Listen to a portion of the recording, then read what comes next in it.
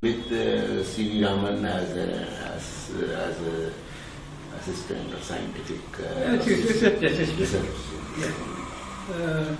And then after some time, after the scholars came, and then he asked me to electrify,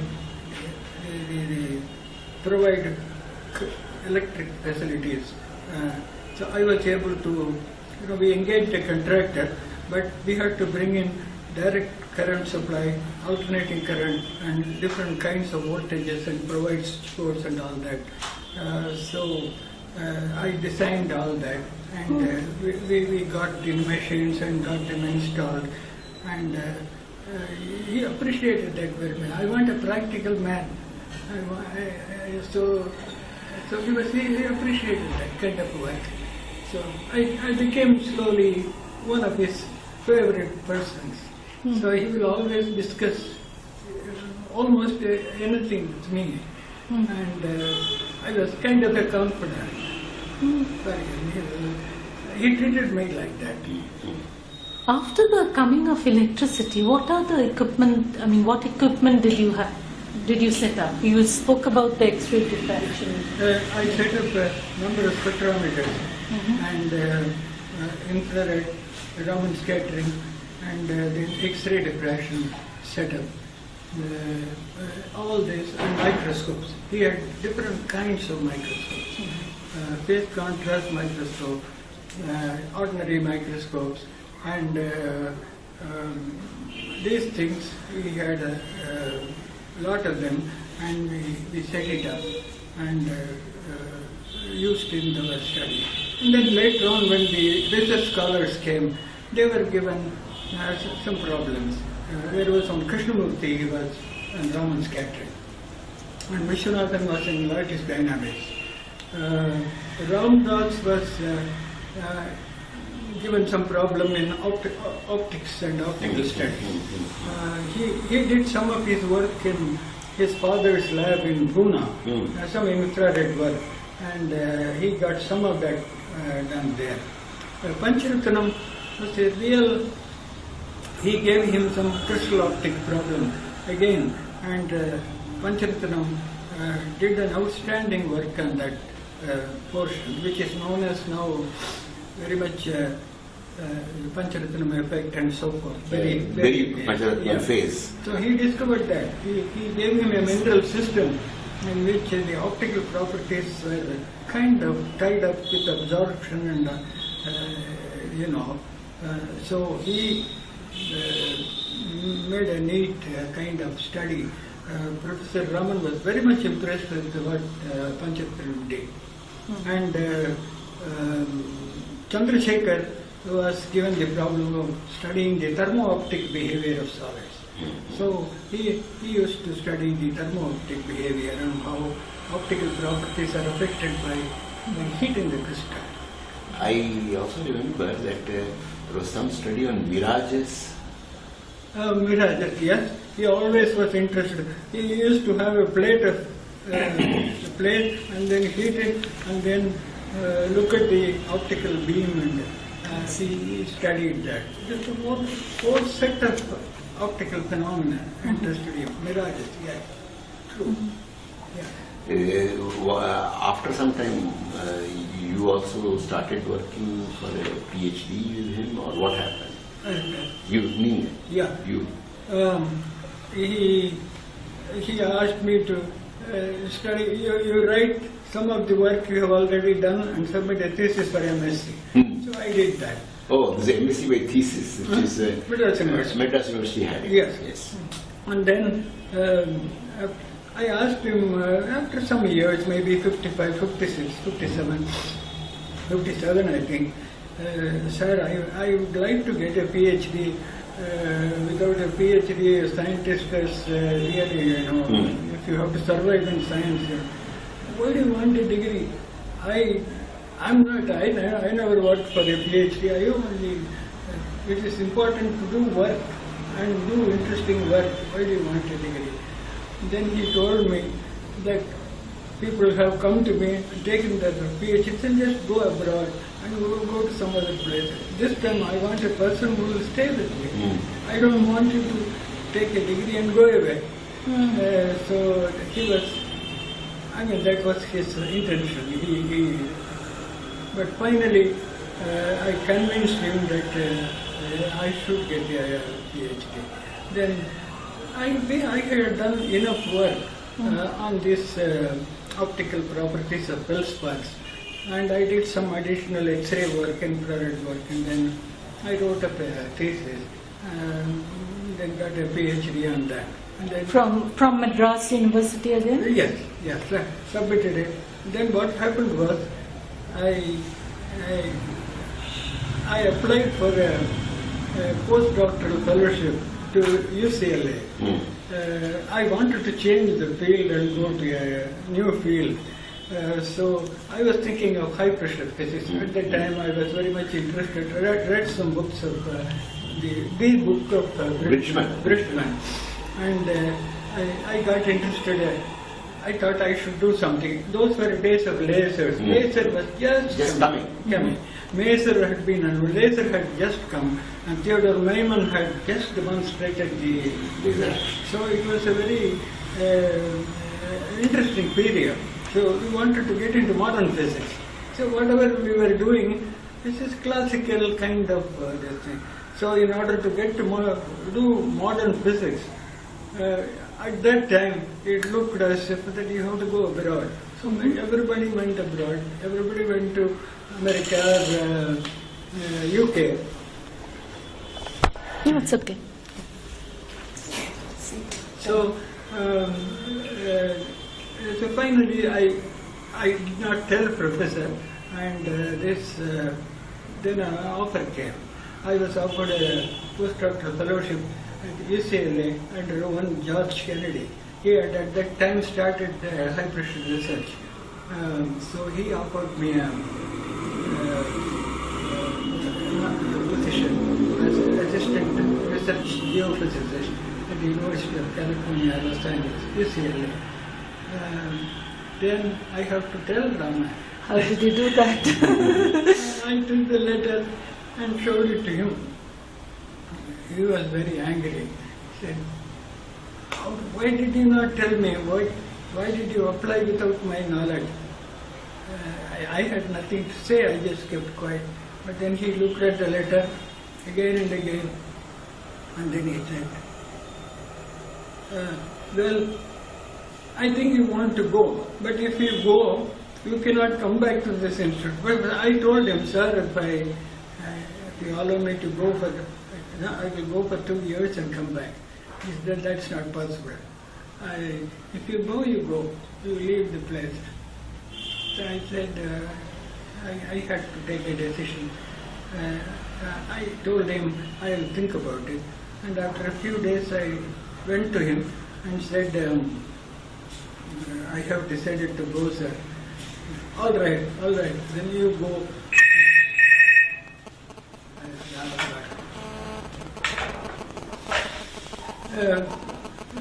Then I left the Raman Institute and went to UCLA, and from there I entered into high pressure testing. But to come back, to your time in the Raman Institute, there were two questions I wanted to ask. One is, at that point when he is already set up his Raman Research Institute, what is his relationship to the scientific community in India like? Is he isolated, or do they still come? He was somewhat isolated. He somehow felt alienated from the power groups. There was Bhatnagar, and Krishnan was a student, but still something happened, and he felt that all these people are diminishing his stature in some sense, and he didn't like it. He had very strong personal likes and dislikes.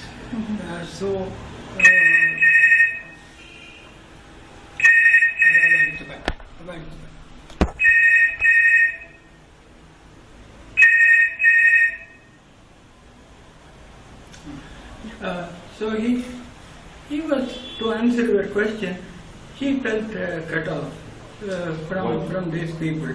But he didn't make any attempts to, he resigned from all the committees he was connected with before, with CSIR and Physical Research Committee, this and that. He somehow felt, I don't want these people to influence my thing. This is an island I have created, and I want to do what I want to do without any, with full freedom. So that's the way he didn't go for any big grants from the government. Right. He took only a small amount of money, but he had invested some money in industries. He encouraged one of his students by name Dr. P. Krishnamurthy, who started the Bangalore Chemicals. They used to make gas mantles. And this business used to, for Raman's share, he used to get about 1.5 lakhs every year. So the whole money was given to the Raman Research Institute, and about 1.5 lakh, and then 1 lakh of rupees from some CSIR grants. So with 2 lakhs he ran the institute.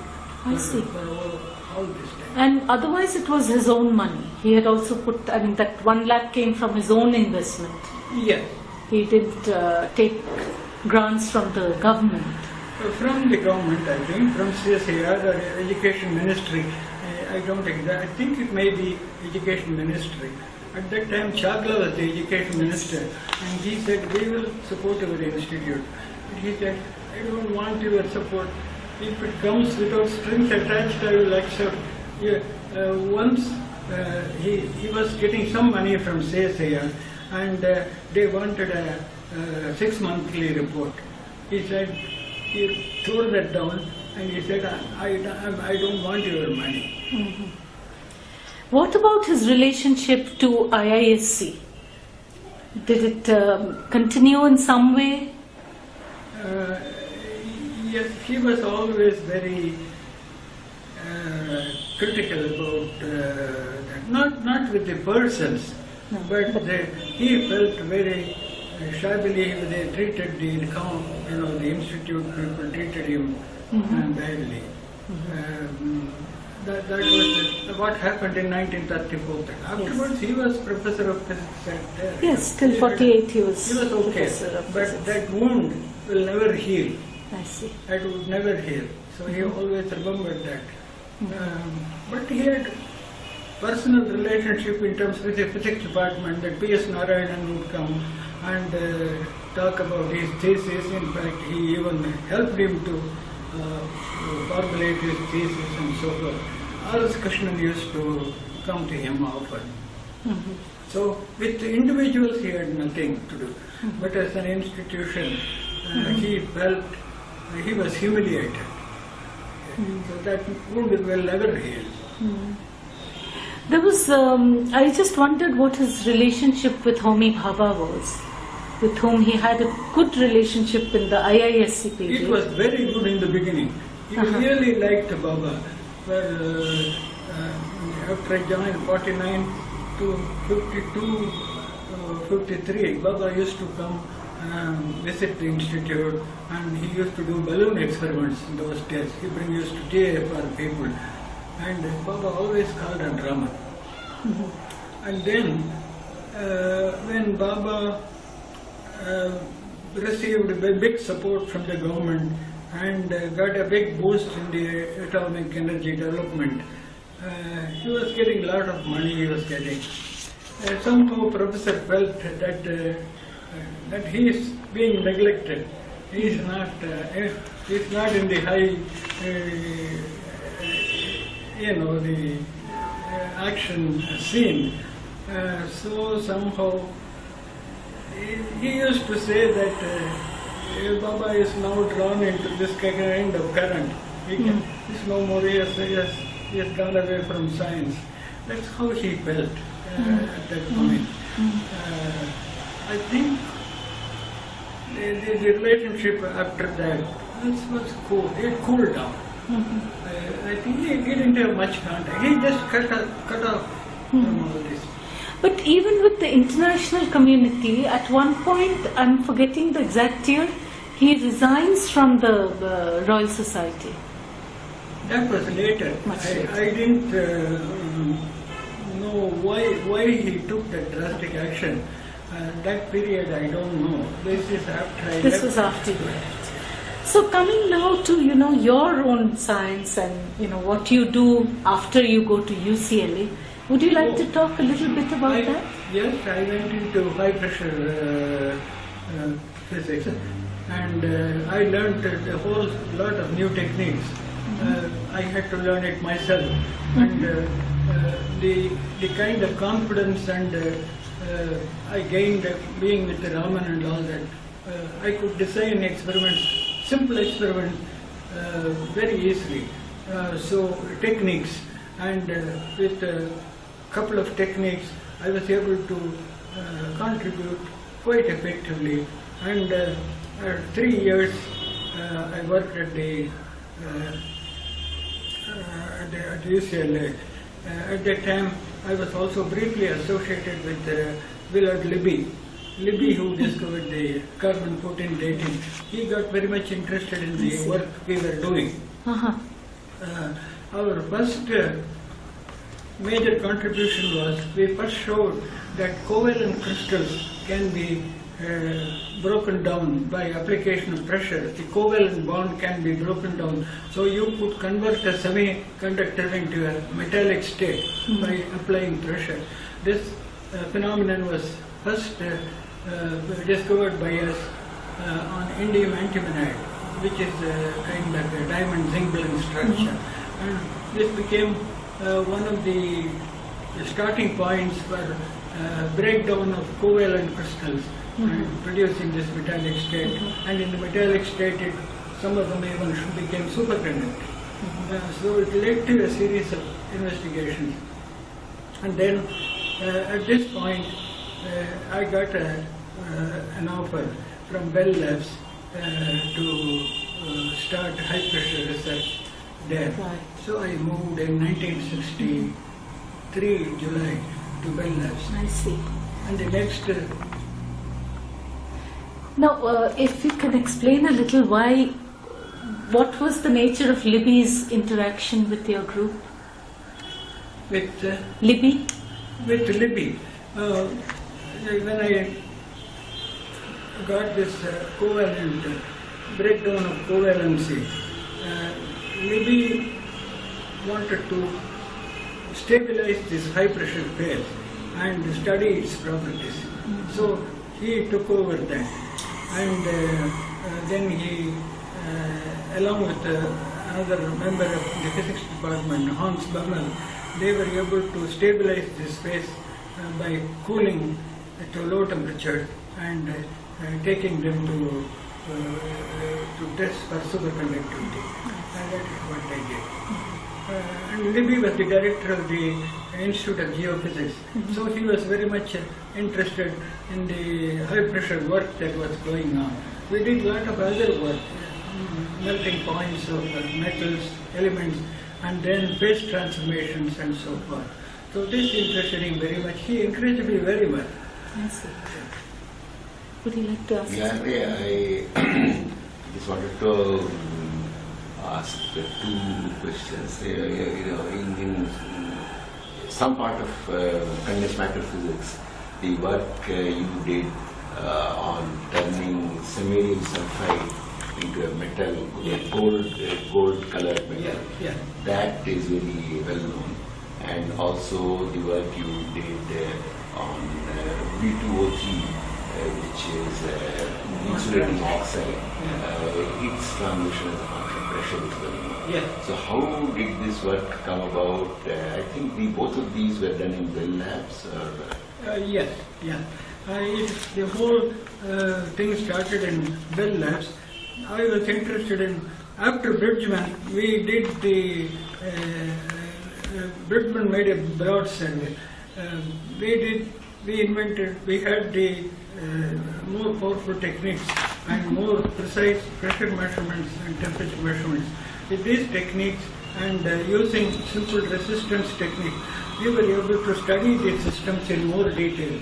Like for example, the first one was cerium. Cerium has a phase transition in which you can squeeze the F electron, make it a localized state to delocalized state. This reflects itself in the melting curve. It's what phase diagram. The phase diagram is one of the most beautiful way of studying the physics of these systems. So I started with cerium, and then I went into other F electron systems. We had a very good man by name Bucher who used to grow some crystals. It's very important to make new materials, and Bell Labs made new materials almost every week. You will get something new. So this man was making this material. So I said to Bucher, why not we pressurize these materials? So we started with samarium telluride, and then went to samarium sulfide.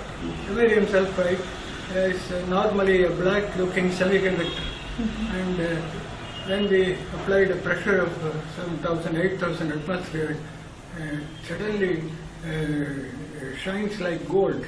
You delocalize the electron, so I called it black to gold transition. It's like alchemy, but if you release pressure, it will come back. So that's how the game of 4 of electron delocalization started, and then more work from Germany and IBM. They led to the idea of the mixed valence idea. So it's not a separation into 2+ and 3+ state. It's a kind of mixed valence, and mixed valence phenomena brought in its own new physics along with it. So it stimulated a lot of interest in heavy fermion systems and so forth. Yeah, that's the genesis of this entire field. Yeah. Also, I thought that many of the advances in high pressure generation for physics research, they are, you have been involved with and responsible for some of them. Yeah. So would you like to say a little bit about that part of your work? Yeah. The other, my general interest at that time shifted to the effect of pressure on electronic levels, electronic transitions. As Professor Ramakrishnan mentioned, one of the other systems is V2O3. V2O3 is supposed to be a Mott insulator, and some of the doped systems can be driven into the metallic state, which is called the famous Mott transition. And we were able to show this transition, and then its critical termination. That is, it's an isostructural transition. The character and the properties of these transitions was very important to establish Mott's original theory of Mott transition. In fact, I would say some of our experiments put Mott in the orbit for the Nobel Prize at that time. I'm not exaggerating, but there is some truth to this. So many experiments were done in Bell Labs. Some of the crucial experiments I was, and then there was Dennis McCone. So we did all these experiments together. Mott was a frequent visitor. He used to come and what happened now? So out of this came the Mott transition became established in condensed matter physics. The development of the diamond anvil cell and its use in high pressure physics. This dates from what, the 70s? Yes, the beginning of the diamond anvil, the birth of the diamond anvil cell was in the National Bureau of Standards in the late 60s. At that time it was only in a rudimentary stage. They were able to do some infrared measurement. Later, some development, there was one Bassett. He put 2 diamonds into an anvil shape and just by inventing new ways of applying stress. And the great triumph of the diamond anvil cell is it made optical studies possible. You could do optical absorption, you could do Raman scattering, and you could do all kinds of other, even nuclear experiments like Moss-Bauer effect and so forth. So I was in some way pushing these things, the diamond anvil cell, to its limit. And then the geophysical lab people took it to even greater heights, to megabar. In terms of pressure. Yeah. But I thought that the design which was developed and perfected by you Yes. Was used for a fairly long period of time Yeah. as a kind of a main source for new spectroscopic and other discoveries in physics. Yes, yes. X-ray diffraction measurements as well as spectroscopic. This samarium sulfide we used to pressurize in a conventional high pressure cell. That is, you cannot see anything. You can only probe it with the resistivity or some measurements like that. But the moment diamond anvil cell come, I thought of one day, why not pressurize samarium sulfide in that and see what happens. Lo and behold, it showed a beautiful black to gold transition. I used to demonstrate this to many people. And I remember you brought a cell. You were in visiting NAL in the late 60s or early 70s. In 1970, 1970. I spent a year in.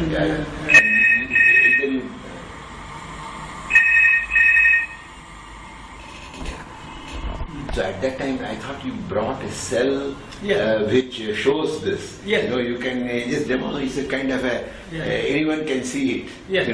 You don't need some elaborate equipment or anything. Exactly. You can see it happen, and it's reversible. Yes, yes. You could see an electronic transition just by sight. Yes. It's the same kind of simplicity that Raman would have appreciated it so much.